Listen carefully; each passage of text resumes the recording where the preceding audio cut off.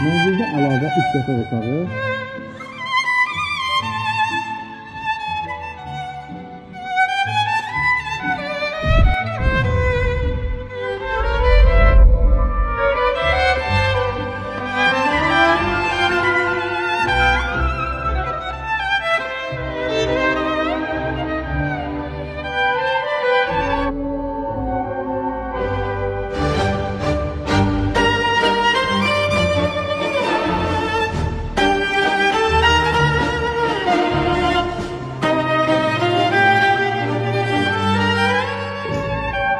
sahibinin zövqünü və statusunu göstərir.